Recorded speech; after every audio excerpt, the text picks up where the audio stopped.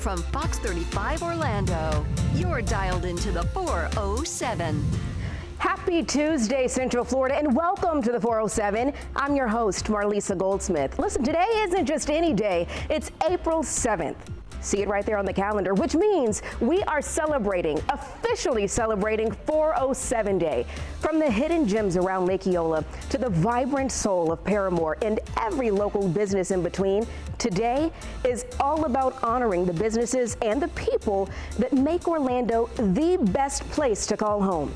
We've got a packed show for you as we celebrate our incredible community. So go ahead and grab maybe your local favorite brew and settle in, because we are shouting out this city beautiful all hour long. The classic 407 dancers are showing how they cheer on the magic and bring the magic to Central Florida. And what's a 407 celebration without some mascots here to cause a little chaos? Stuff the Magic Dragon is here in studio to celebrate. And don't worry, we have a piece of the swamp in the studio as well. Gatorland has a live gator and a few more animal friends here to join us. In the meantime, it is time for our top 4 at 4. Here are today's 4 most talked about stories. First, the 2-hour mom. Next, lobster loss. Third, unhealthy helpings. And fourth, fairway flip. Jana from XL 1067 is joining us. Hi there, Jana. Hi, happy 407 Day. Happy 407 Day. I am so glad that you're able to join us today, because what's the 407 without top 4 at 4, right? I firmly believe that. So glad you're here. Okay, Jana, let's get into these topics, because we have a lot to talk about. First up, the co-founder of Skims, you know, Kim Kardashian's shapewear brand, speaking out against what women have been told when it comes to parenting as a businesswoman. So, Jana, she says it's all been a lie. Don't believe anything you've been told about balancing careers and motherhood. Instead, she's encouraging women to focus more on themselves, and she doesn't consider it selfish. So here's the deal. On weekends, she says she only spends 2 to 3 hours with her kids before engaging in activities that fill her cup. So when I think about this co-founder, I don't think we're the same, Jana. So what do you think about this advice that she's given us? I know there's 2 sides to it. You know, absolutely. As working mothers, we give and we give and we give, and then we give to our work and we give to our family and we give to, you know, our partners and spouses and we give to our friends. We never really get to give to ourselves. No. So I would love to be a 2-hour mom on the weekend. Like, here's your waffles, take care of yourself. I'm going to the spa. But it doesn't work that way. And when you're a multi-millionaire, you know, you may have those options. Yes, you have a little more access to things and maybe financial freedom to enlist the help of other people. Or a babysitter. Yes. You know, it's just a nanny. Something like that. I know. People I like have this seen just trip me out. I've seen her do podcasts, and I've seen multiple interviews with her, and she's very good at living her life, 100%. And that's She's good for her. We love that for her. We love that for her. I don't know. I could be like a 5-hour mom on a Saturday, maybe, but you know. Yeah. Now, I would love to see what her kids have to say about her 3-hour motherhood strategy when they get older. Yeah, I'm not going to judge, but I'd love to sit in that therapy session. Me too. All right, Jana, next up, Red Lobster. They have a push for cheap deals, but it might be backfiring. So, Jana, Red Lobster has had a pretty tough run, you know, in recent years. The Florida-based chain filed for bankruptcy in 2024. They tried to lean on promotions for the seafood boils and those $20 lobster rolls to drive in more foot traffic, but new data shows it's not enough to offset deep financial challenges. So, what do you think that they need to add in order to help? Free Cheddar Bay biscuits. Wait, is that not already included? They already do that. That's what I go for. You know, I think it's about where you're fishing, right? So if you're fishing in a lot of food cheap pool where I lived as a college student, because that's the only thing I could actually eat, then that's what you're going to get. You know, if you're wanting to bring in a different clientele, I maybe revamp the menu a little bit. Maybe put a couple of like interesting new dishes on there. I mean, I like food. I would go and try it. I love Red Lobster. Yeah. I remember when they hired the new CEO and he came in, he was doing a press run. He went to news stations, podcasts, radio stations, and was very active. He still is active on social media, but are they doing enough to change? I'm not sure they are. How about kids under 10 eat free? I wonder what it is. They used to have a promotion similar to that. Because it would work. I'd be all for it. It does. I've realized a lot of my parent friends, they have mastered the ability to go around, restaurant hop, which day of the week, which restaurant is offering kids eat free. I will go and buy a expensive meal if my kids are eating for free. Balance. All right, Red Lobster, if you're listening, Janet will send you the bill if you use her idea. All right, Janet, third up, hospital food is under fire as experts warn that meals are harming America's sickest patients. Janet, I'd imagine, I don't want to assume, but I imagine you've had hospital food at some point in your life. I have way too much of it lately. That's unfortunate. Yeah, it is unfortunate. No, I had an aging parent, and he spent months in the hospital. So watching him, try to eat and try to find something that was appetizing really became a struggle. As we got into weeks and months, they do the best that they can, but maybe it can be done better. I think it can be. Aside from how terrible it tastes, when it comes to the nutrition of it, HHS Secretary Robert F. Kennedy Jr. is pushing now to expand nutritional standards into patient care. So he wants hospitals to cut the processed foods, the sugars, refined carbs, and hospitals say that they rely heavily on these options for convenience, not necessarily health, which blows my mind because we're already in the hospital. So you're going to feed us trash to come right back? Is that what we're doing? If I'm paying $20 for a Tylenol, I figure my food could be a little bit better. A little bit. Especially when you want them to eat nutritionally, whether it's the protein or the vegetables or whatever their body needs to get up and get out of that hospital. So you think at the end of the day, it's probably more cost effective to feed them good food versus the easy food. You would think. We'll have to see how this shakes out in the coming months and years. For once, I agree with that guy. Hopefully, it'll get better for everyone, Jana. All right, and this last topic, a lot of people here in Central Florida are very passionate about. Golf is out and pickleball is in. So here's the deal. Pickleball has replaced golf fundraisers and tournaments. Are you a golfer or pickleballer, Jana? I'm more of a golfer, just because I was kind of raised on it. Pickleball fully intrigues me. I've not got the best knees in the world, so not having to run all the way across the big court, it sounds really good to me. Yeah, so, it does. And a lot of people, so popular here in Central Florida, a lot of people play here, but pickleball injuries are on the rise. There is a new release just about every day about how many injuries there are. However, people are still playing it, and the pickleball courts are much easier to conquer than golf courts.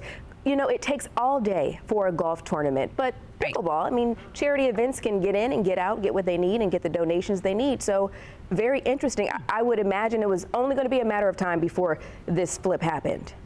It's going to be way easier for the charities, too, because you're not so spread out. You don't need so many volunteers. You're right. Your signage is going to be right there. Everything's centrally located. I would do it. You want to do it? Then I would do it too. But is golf dying or no? That will never happen, right? I watched the Masters numbers come in this weekend. We're fine. Okay. All my golfers out there, you're safe. Pickleballers have their own lane. Bo Outlaw's in the studio over here giving us a two-fist up. All right, Jana, as always, thanks so much for chatting with us here on the 407. We appreciate you. It's my pleasure, and happy 407 Day. Happy 407 Day. All right, in honor of that, we want to go ahead and send things over to Lauren Margolis with a little something magical. Hi there, Lauren. Hi, Marlisa. Happy 407 Day. We have a group bringing a classic twist to the 407 today. Classic 407 is the 50-plus dance squad for the Orlando Magic, and they prove that while this jersey says classic, the moves are strongly modern. They just wrapped up their final performance of the season, and I was courtside to see how these local legends get magic ready. Their energy is infectious. 7 and pivot 2, 3, 4. And their age is just a number. Raise the roof. It's a dream because, you know, as we all age, you know, from things that we used to do, whether it was in our 20s and 30s and stuff, and then now that I'm in my 60s, it's like a dream, like, oh my gosh, I get to do this again. The crowd goes wild for this squad, which brings the heat to the hardwood 6 times a season. Give it up one more time for the classic 407! People go nuts, and you can see it in their eyes when they realize that this is a dance team of dancers that are 55 and up, especially when it transitions to kind of that, oh my gosh, I can't believe they did that, whether it's a TikTok dance move or a current dance move that you would expect someone to see in their 20s doing. When that hits every single time, the crowd goes wild. Choreographer Sherry likes to keep the routines trendy, often taking inspiration from the dancers themselves. A lot of times, believe it or not, I'll get sent videos from our actual team members on the classic. They're like, hey, we need to try this or we need to do that. So it's fun to be able to get them doing some of the more modern stuff and a lot of the things that the crowd will identify with. I take them and their bodies into consideration, and they're very, very willing to try so many things because they just want to prove to us and to themselves that they can do it. From booty shaking to cartwheels, these classics do it all. What you're seeing is so authentic. This is the kind of energy that they have in life, and that's what makes them so fun. For some, it's a full circle homecoming. I'm one of the original Orlando Magic dancers from 1989, and I danced for, 8 years, and then I found out that we were having a new co-ed team and stuff, and they were looking for the classic 407, which is a 55 plus, oh my God. But anyway, and I auditioned for it and I got it, and so I just feel like I'm back home with my family that I love and adore so much. I was also one of the original Magic dancers back in 1988, before we even had a basketball team that hit the floor. That's amazing that you get to be a piece of that history of bringing Orlando Magic here. So what is that like for you now, getting to dance on this court again? Great, because I was also an original of the senior team. So I've been an OG, a couple of times, and so it's been awesome. For others, it's a chance to live out a dream for the fans who love Orlando. So being able to facilitate that and work with them and help them in that journey it's very rewarding because not many people get that opportunity, especially at this phase in life. So it's really something special. And while the pregame jitters are real, do they ever get nervous? They do. Yeah. They do. And I think to some degree we all do because we want to do it well. We want to represent Janine and Sherry and reflect the Orlando Magic as well as we can. Once they hit the arena lights, it's pure magic. Lauren Margolis, Fox 35 News. And of course, we got some of the classic members with us here. Now we've got Katrina, Kim, and Rodney. So welcome to the 407 set. Thank you very much. Thank you. Now I know yesterday was your last performance of the season. So how are you guys feeling? Emotional still, surreal, but also a sense of pride because we have formed such a family that we decided that for the off season, we're going to still get together and everything, so we'll be ready for the next season. So it's bittersweet. Yeah, but that's great that you guys all still hang out and have a good time, even off season too. Yes. So we'll go down the line real quick. Favorite part about Classic 407? I think it's just dancing again and dancing with amazing people. It's fun to be back in that environment. Dancers are great people to hang out with, and so I just love the environment of being able to dance with all the other dancers. Yeah, that's great. I would say I was on the Orlando Magic team as an Orlando Magic dancer years ago, so to be able to come back and dance for the Magic, it's just tickle pink, like love it. But the group of people are so inspiring, hardworking, and caring, like the group of dancers that we get to dance with, and all of the entertainment for the Orlando Magic are just an amazing group of people. Aw, I felt that energy being there too. Everyone really brings the moves. And what about you, Katrina? What's your favorite part? And again, being one of the original Magic dancers then and for this squad too as well, it's just, it truly is the family because I was there when the DeVosses were around heavily, and we were such a family, and they kept that spirit. Like even today when you walk into the arena, when you're around the administration and stuff, it's just so welcoming. It's just so, to me it's great because I get two Magic. I work for the Orlando Magic and I also work for Disney, so I get Magic on both sides, and it just makes me Feels so good. So magical. It's magical. Well, thank you guys so much for being here, and can't wait for next season. I know. Thank you. And we're going to toss things over to Marlisa now. Hey, Marlisa. Hey there, Lauren. Listen, joining us now to spread some hometown pride are some people who may know a thing or two about bringing energy to the city. Former Magic standout and community ambassador Bo Outlaw and Stuff the Magic Dragon. Thank you both for being here with us on the 407. I'm going to speak. Thank you for having us. Oh my gosh, this is a huge day for the city.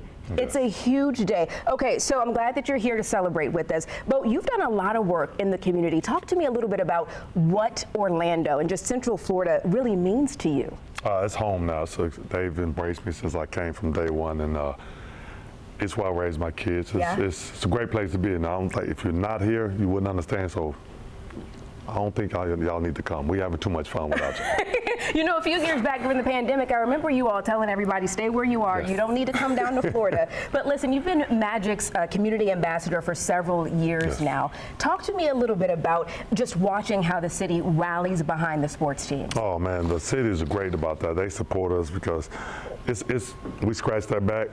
They scratch our back. We support one another, and why wouldn't we want to support a community who supports us like that? So they're the best fans in the NBA. Let me tell it, because they come out, win, lose, or draw. They come out support, but you know we try to win more than we lose. But they're great fans, and I appreciate y'all so much. If you had to pick one, I'm sure that you have so many, right? If you had to pick one of your favorite core memories about the 407 and your time here, what would that be?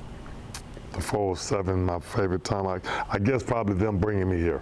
The first time I got here, because I didn't know much about Orlando. I'm from Texas, so you say Orlando, Florida, like everyone else, you say Disney World. But when I got here and started driving around the city and meeting everyone and seeing how nice everyone was, it was great. And I was like, I don't think I'm gonna be leaving. So that's been 1998.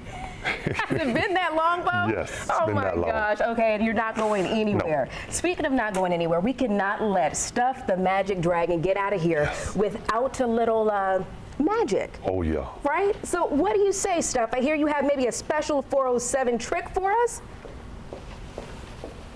Okay, nothing in the bag. Nothing in the bag. Uh-oh. What is this, Bo? What you think this is? What is this? Stuff? Yeah. Okay. And what is it supposed to mean, Bo? The stuff.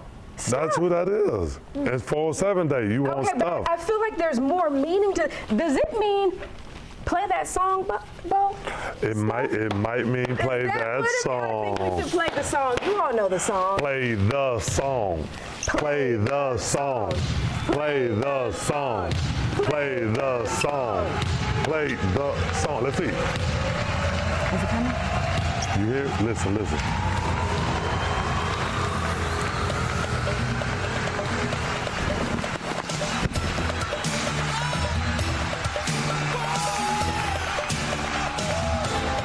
Here it comes.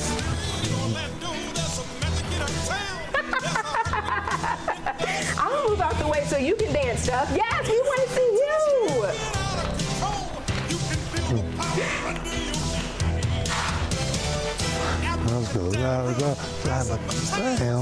You know all the words. I want to hear the chorus. Get to the chorus. That's my part. You want to hear that part? Yeah. You gotta wait. Okay. Here you go. Orlando Magic. Orlando Magic. Orlando Magic. Yeah, see, that's the song. Everyone knows that. Absolutely love that. Oh my gosh. Okay, Bo Outlaw and Stuff the Magic Dragon. Thank you all so much for stopping by the 407. Thanks for having us. Celebrate. Yes. Because it's so much to celebrate here in the City Beautiful. All right, we're going to send things over to Lauren Margolis because I hear things are getting a little artsy on the other side of the studio, Lauren. Oh yeah, so much going on here, Marlisa, today. Take a look at this chalk art. Our artist is hard at work with this tribute to 407 Day, and we're going to check in on her progress in just a little bit after the break. You're doing a great job there. Thank you. Plus, Nitro is helping us celebrate in UCF style. He is helping throughout the show, from gator wrangling to, oh my gosh, to snacking. We've got so much. You're watching the 407.